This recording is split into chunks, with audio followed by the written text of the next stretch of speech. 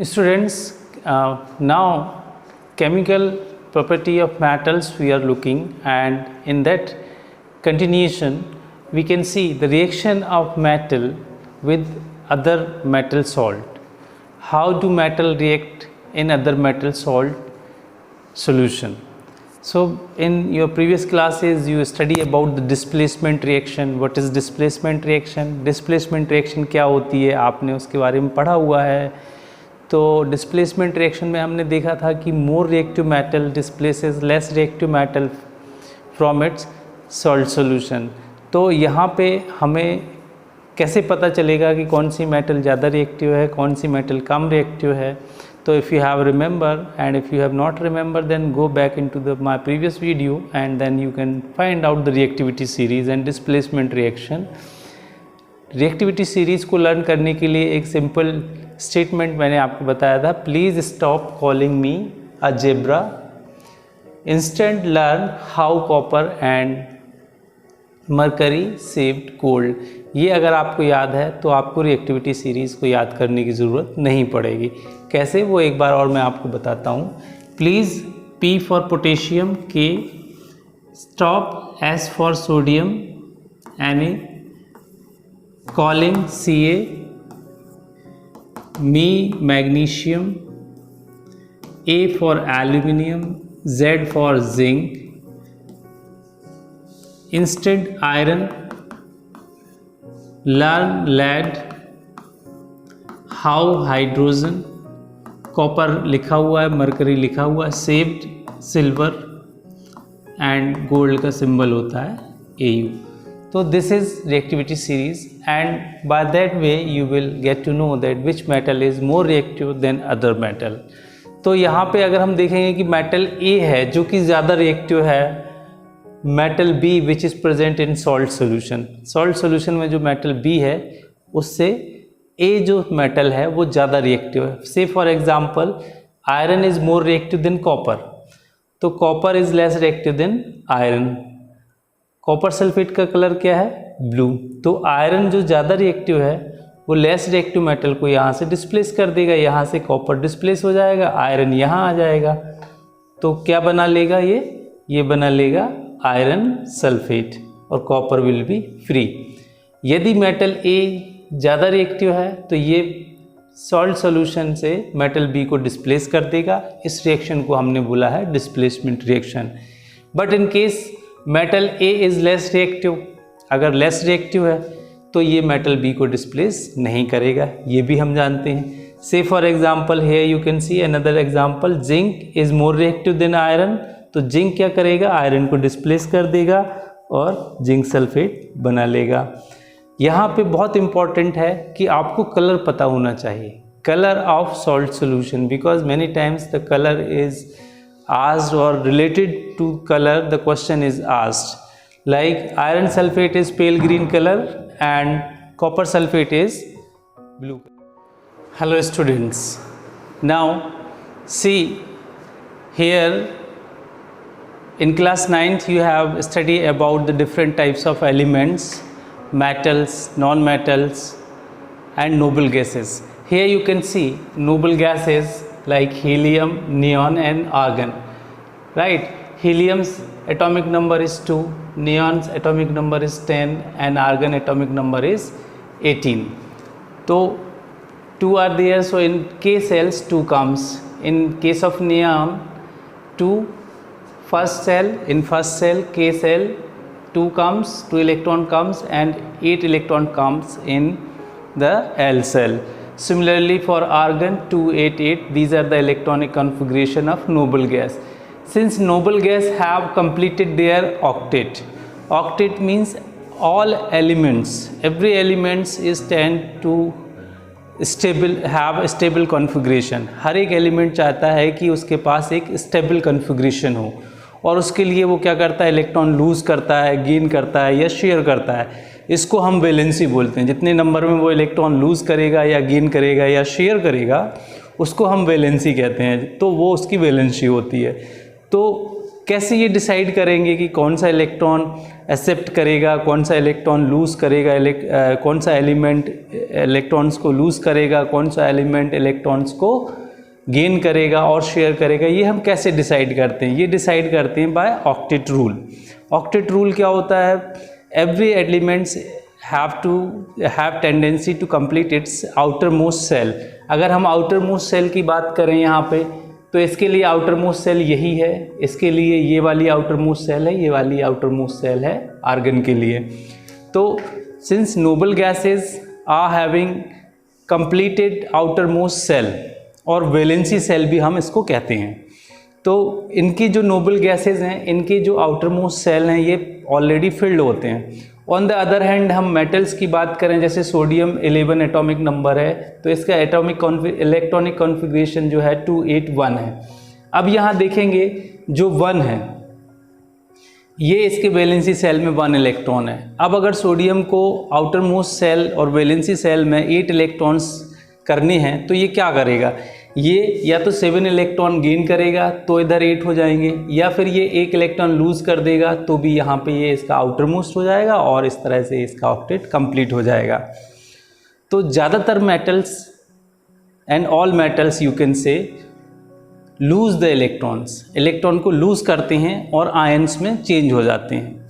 ऐसे ही अगर हम मैग्नीशियम की बात करें तो 282, तो ये 2 इलेक्ट्रॉन लूज़ कर देगा, मैग्नीशियम 2+ आयन बन जाएगा, और मैग्नीशियम 2+ आयन बन जाएगा और ये 2 इलेक्ट्रॉन को लूज़ कर देगा। यहाँ पे Na+ आयन बन जाएगा और ये 1 इलेक्ट्रॉन को लूज़ कर देगा। Similarly in case of aluminium Al3 ion बनेगा, क्योंकि ये इट लूजेस 3 इलेक्ट्रॉन्स। तो मेटल्स जनरली क्या करते हैं? इलेक्ट्रॉन को लूज़ करते हैं। कौन से इलेक्ट्रॉन को लूज़ करेंगे? जो उनके वैलेंसी सेल में होता है।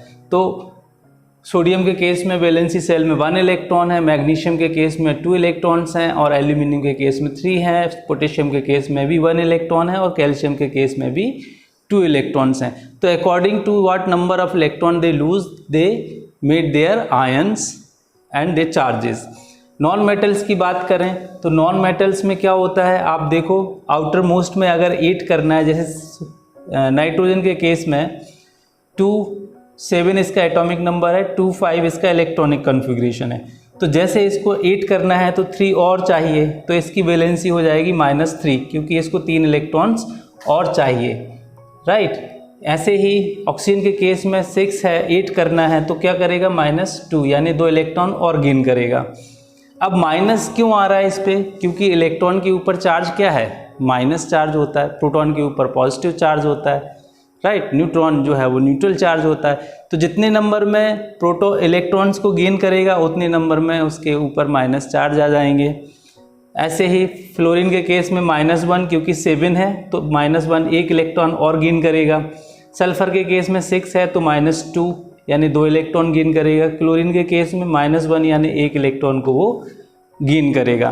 तो हम ये देखते हैं कि मेटल्स जो हैं वो इलेक्ट्रॉन डेफिसिट स्पीसीज़ हैं, यानी इनके पास इलेक्ट्रॉन की कमी है, ये इलेक्ट्रॉन गेन करती हैं, right. On the other hand metals के केस में हम देखेंगे कि ये इलेक्ट्रॉन को लूज़ करते हैं, क्योंकि ये इलेक्ट्रॉन रिच स्पीसीज़ है, इनके पास इलेक्ट्रॉन जो आउटर मोस्ट सेल में है वो एक्सेस में है। इस तरह से ये अपना आउटर मोस्ट ऑर्बिट को कंप्लीट कर लेते हैं। If suppose sodium and chlorine would have to react and make the compound, अगर सोडियम और क्लोरीन को रिएक्ट करना है और कंपाउंड बनाना है तो क्या होगा? सोडियम का केस में हमने देखा कि सोडियम के पास जो है 11 इलेक्ट्रॉन्स हैं और 11 प्रोटॉन्स हैं। तो इसमें हम देखेंगे कि जो 11 इलेक्ट्रॉन है वो 281, ये इसका इलेक्ट्रॉनिक कन्फिग्रेशन है। If suppose the sodium lose 1 electron, 1 electron इसने निकाल दिया, यहाँ से 1 इलेक्ट्रॉन निकाल दिया, तो इलेक्ट्रॉनिक कन्फिग्रेशन क्या हो जाएगा? 281, ठीक है। तो 281 से जो इलेक्ट्रॉनिक कन्फिग्रेशन है वो हो गया 2 और 8, इसमें 1 इलेक्ट्रॉन इसने लूज़ कर दिया। अब चूंकि 1 इलेक्ट्रॉन लूज़ किया है, यानी कौन सा चार्ज कम हो गया? माइनस चार्ज कम हो गया 1, तो पॉजिटिव 1 बढ़ जाएगा, तो यहाँ पे Na+ फॉर्म हो गया, क्योंकि 1 माइनस निकल गया तो Na+ बनाया। ये Na++ जिस स्पीसीज़ के ऊपर होता है उसको हम कैटायन बोलते हैं। नेक्स्ट अगर हम क्लोरीन की बात करें तो क्लोरीन के पास 287, 17 इसका एटॉमिक नंबर है। तो ये क्या कर रहा है, ये एक इलेक्ट्रॉन को गेन कर रहा है, यहाँ पे एक इलेक्ट्रॉन ये गेन करेगा और चेंज हो जाएगा किस में, Cl माइनस में, यानी एनायंस को फॉर्म कर लेगा। ये किसको फॉर्म कर लेगा, एनायंस को फॉर्म कर लेगा। और जैसे ये एक इलेक्ट्रॉन गेन करेगा, इसके जो आउटर मोस्ट का इलेक्ट्रॉनिक कन्फिग्रेशन है आउटर मोस्ट वैलेंसी सेल में हो जाएगा 8, यानी कि 288। इस तरह से ये अपना ऑक्टेट कंप्लीट कर लेता है और ये अपना ऑक्टेट कंप्लीट कर लेता है। अब ये आयंस आपस में रिएक्शन करते हैं। हम देखेंगे जैसे सोडियम के केस में हमारे पास आउटर मोस्ट में 1 इलेक्ट्रॉन था, क्लोरीन के केस में 7 इलेक्ट्रॉन्स हैं। You can count 1 2 3 4 5 6 and 7। तो 7 इलेक्ट्रॉन्स, एक इलेक्ट्रॉन ये दे देगा, ठीक है। तो जैसे ये एक इलेक्ट्रॉन दे देगा, इसके पास हो जाएगा 28 और ये Na+ हो जाएगा 28, और इसके पास क्या हो जाएगा 288, यानी ये एक इलेक्ट्रॉन को गेन कर लेगा और माइनस चार्ज बना लेगा। ये पॉजिटिव चार्ज है, ये माइनस चार्ज है। तो इस तरह से सोडियम क्लोराइड का फॉर्मेशन होगा। आप देख सकते हो ये इलेक्ट्रॉन जो है, ये इलेक्ट्रॉन किसने दिया है, सोडियम ने।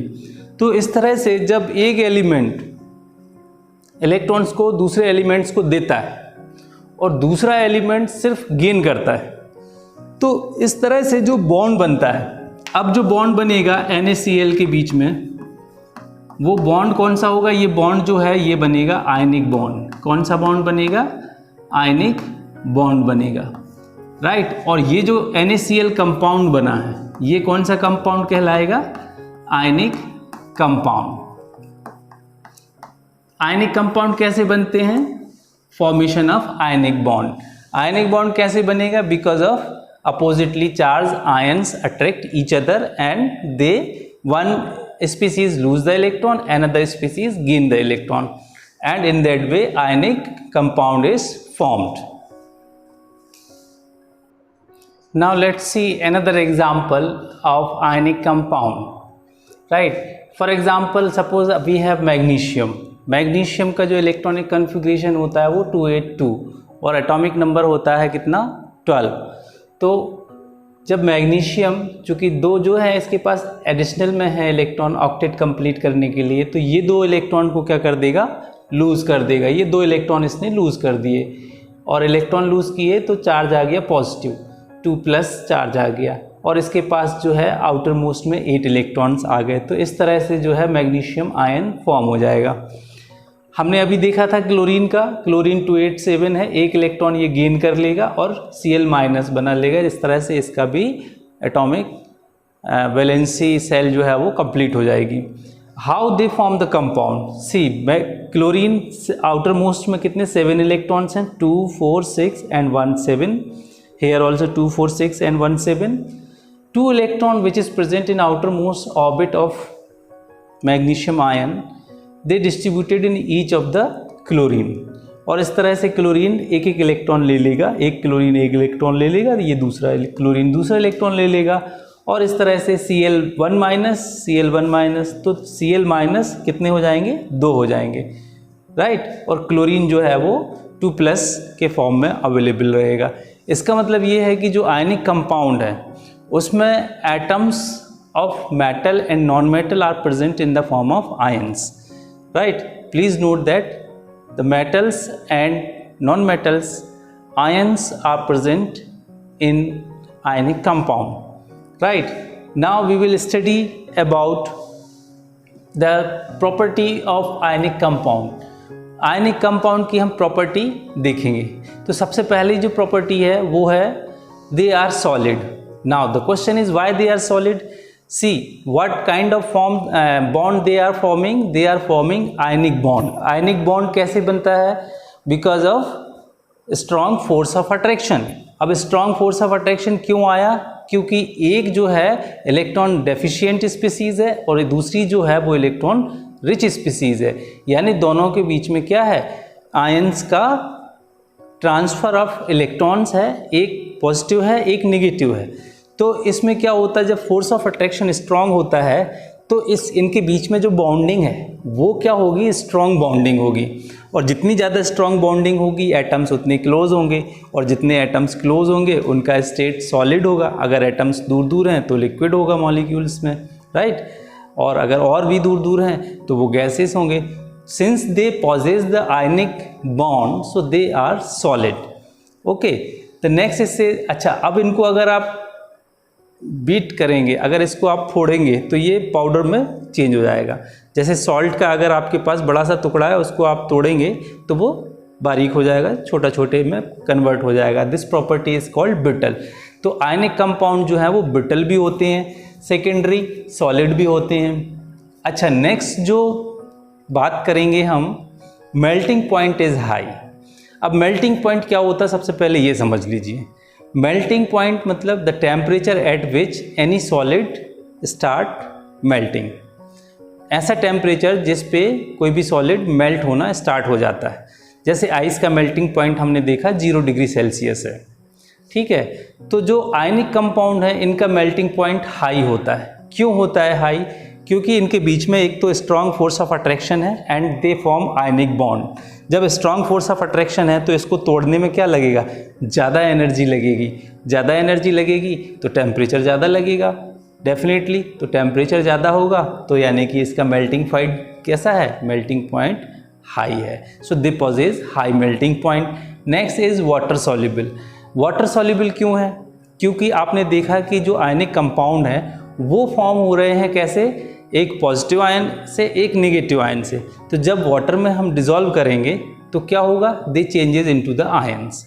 अब जब ये they changes into the ions then they dissolve into the ions, simple, right. So they are water soluble, they are not soluble in kerosene, petrol and other organic solvent. Water को हम universal solvent भी बोलते हैं, inorganic solvent भी बोलते हैं, non polar solvent भी बोलते हैं, right. Why? Because most of the ionic compounds are dissolved in water, right. next is conduction of electricity. conduction of electricity की अगर हम बात करेंगे तो solid state में इनमें इलेक्ट्रिसिटी पास नहीं होती है। क्यों नहीं होती है? क्योंकि मोड ऑफ कम्युनिकेशन अवेलेबल नहीं होता है। लेकिन अगर इनको हम मोल्टन फॉर्म में लें, पिघले हुए फॉर्म में लें, या इनको हम वाटर में डिज़ोल्व कर दें तो क्या होगा, ये इलेक्ट्रिसिटी को पास कर जाएंगे। क्यों करेंगे पास? क्योंकि मोल्टन स्टेट में और सॉल्यूशन के फॉर्म में ये आयंस को रिलीज करेंगे, और we know that to pass the electricity in liquids ions are very much required because ions are the carrier of electricity in solution, right. So in solid state they do not conduct electricity, but in the molten state or in the solution they conduct the electricity. I hope the things are clear, and thank you so much for watching.